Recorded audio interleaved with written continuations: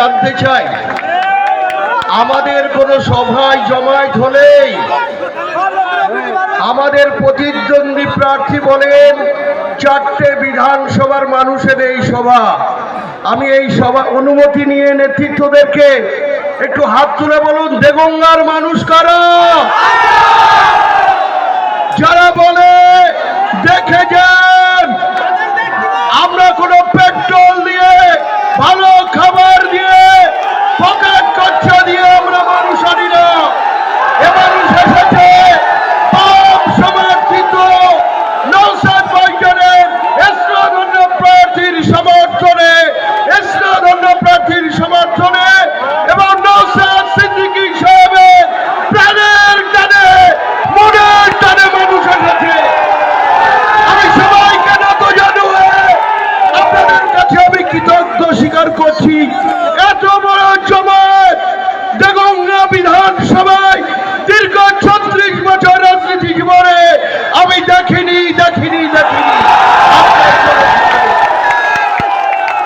আজকে এই সভায়, নির্বাচনী সভায় সভাপতিত্ব করছেন আমার অত্যন্ত শ্রদ্ধাভাজন আমাদের কমরেড পপলি দত্ত মহাশয়া।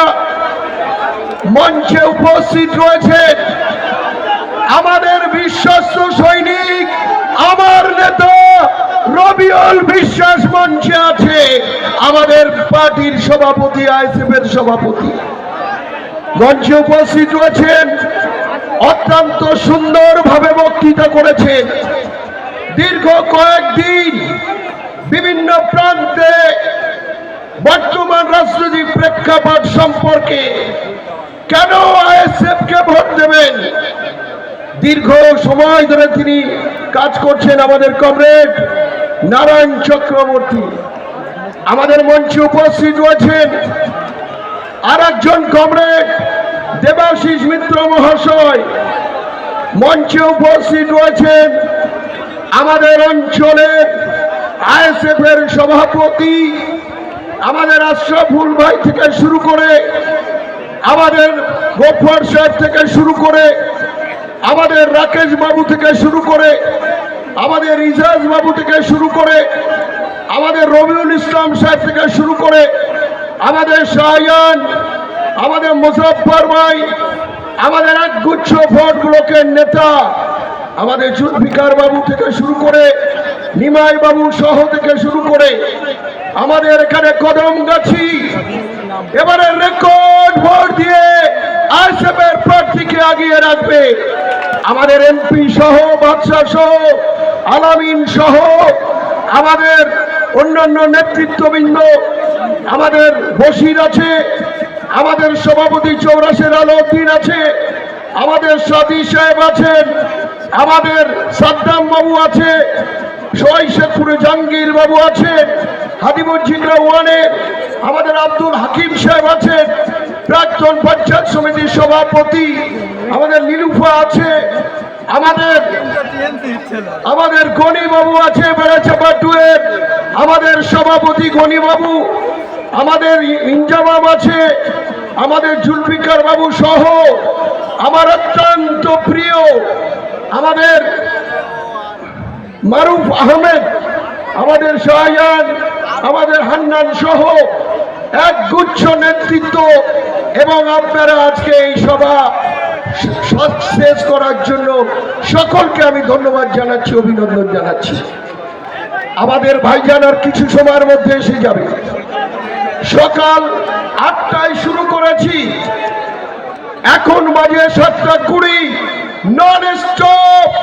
যেখানে যাচ্ছি মানুষের আশীর্বাদ, মানুষের দোয়া, মানুষের শুভেচ্ছা, মানুষের অভিনন্দন।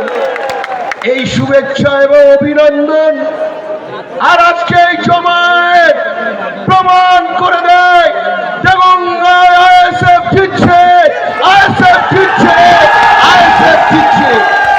এই জমায়েতই তার প্রমাণ করে দেয়। আপনারা যেভাবে আজকে এই মাঠ ভরিয়ে, আমি গিলাবাড়িয়া থেকে আটকে গেছিলাম, 10 মিনিট রাস্তায় আমি জ্যামে আটকে আছি। এদিকে আবার হাদিমুজ্জিদরা 1 থেকে একেবারে বেড়াচাপা পর্যন্ত আমার মা এবং বোনেরা, আমার ভাইয়েরা, আমার প্রিয় নেতা, আমাদের প্রিয় নেতা, বাংলার সবচেয়ে এক নম্বর নেতা, প্রতিবাদী কণ্ঠ নওশাদ ভাইজানকে দেখার জন্য কাতারে কাতারে মানুষ উপস্থিত হয়েছে রাস্তায়। সে মানুষ যদি আসে, আমাদের এখানে কয়েক ঘন্টা যাতায়াতের জন্য মানুষের বিপদ হয়ে যাবে, তারা বাড়ি ফিরছে। আমি শুধু এটুকু বলতে চাই, দীর্ঘদিন রাজনীতি করার সুবাদে আমাকে যারা গাদ্দার বলছে, আমি তাদেরকে বলি আমি গাদ্দার নই। গাদ্দার তোমরা দেগঙ্গার মানুষকে বঞ্চনা করেছো, দেগঙ্গা মানুষের উপরে অত্যাচার সংগঠিত করেছো, দেগঙ্গার মানুষের গণতান্ত্রিক অধিকার তোমরা কেড়ে নিয়েছো নির্বাচনে, পঞ্চায়েত নির্বাচনে। মানুষ তার জবাব দেওয়ার জন্য প্রস্তুত হয়েছে। আমি আমার বক্তব্য দীর্ঘায়ু করব না। সকাল থেকেই এই মানুষের সঙ্গে আছি, শুধু এটুকু বলবো, এই 3টা দিন আপনারা বুথে আঁকড়ে পড়ে থাকবেন তো? কোন টাকার কাছে নিজেদের প্রিন্সিপাল, নিজেদের এটা আপনারা বিকিয়ে দেবেন না তো? এ লড়াই চলবে তো? যত সময় না নির্বাচন না হবে, আপনাদের কাছে কড়াজোড়ে অনুরোধ করব, আপনারা যেভাবে পরিশ্রম করছেন, আপনাদের গরিব প্রার্থী একদিকে টাকা, যেখানে গ্রামে যায় রঙে রঙের দেয়াল লিখন, ফ্লেক্স, ফ্ল্যাগ দিয়ে ঢাকা, আমরা ফ্ল্যাগ দিতে পারিনি। কর্মীদের চাহিদা অনুযায়ী ফ্ল্যাগ দিতে আমরা পারিনি, তাদের একটু চা খাওয়ার পয়সা আমরা দিতে পারিনি, আমরা ফ্ল্যাগ দিতে পারিনি।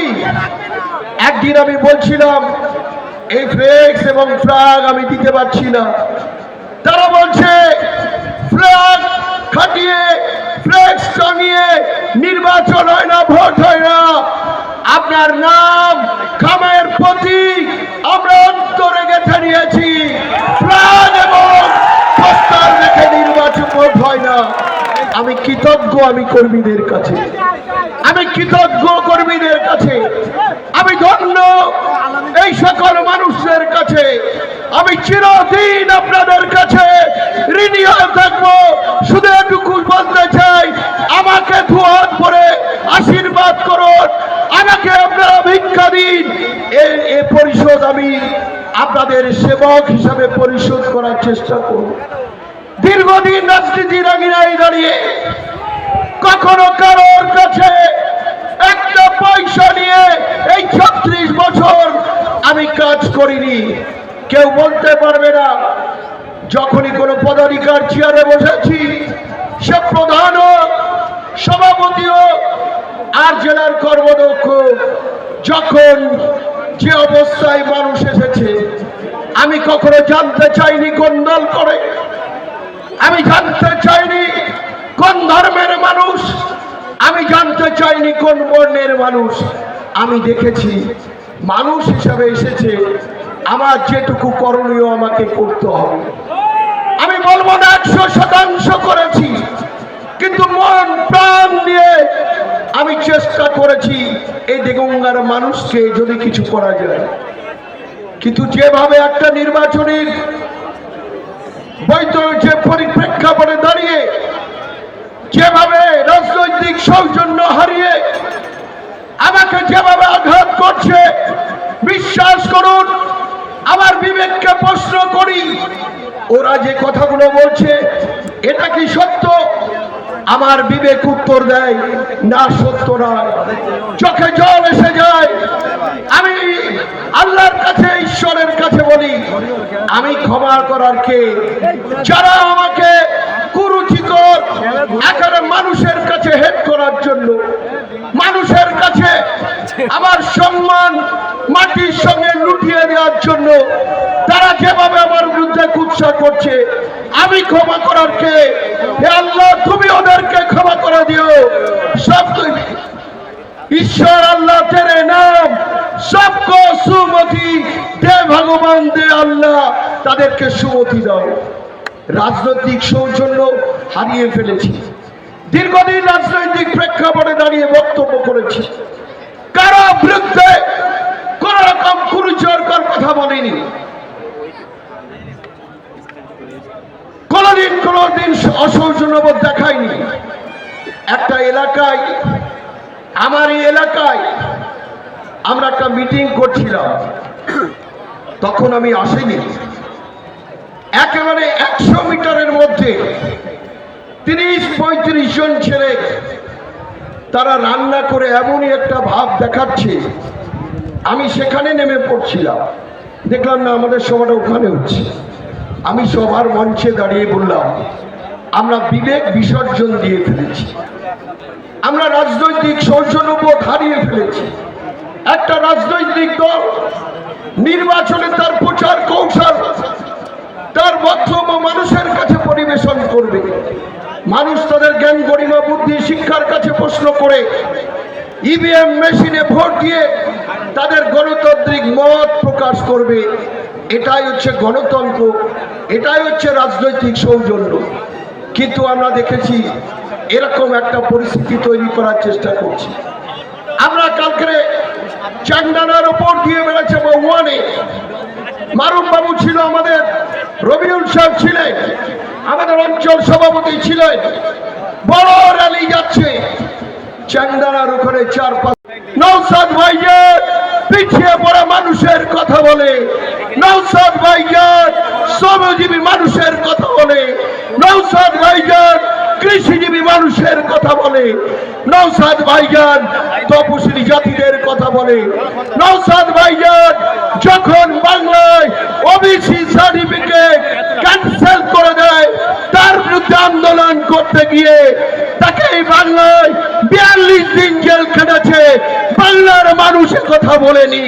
নওশাদ ভাইজানকে জেলে আটকে রেখে তার কণ্ঠটা রোধ করতে চেয়েছিল, কিন্তু সে প্রমাণ করে দিয়েছে অন্যায়ের কাছে নওশাদ সিদ্দিকী সাহেব মাথা নত করবে না। তাই তো আজকে বাংলায় সবচেয়ে জনপ্রিয় নেতা পীরজাদা নওশাদ সিদ্দিকী সাহেব। সেজন্য আমি তার স্তোত্র প্রার্থী হয়ে নিজেকে ধন্য মনে করেছি। আপনাদের কাছে আমি আশীর্বাদ চাই, আপনাদের কাছে আমি দোয়া চাই। এটা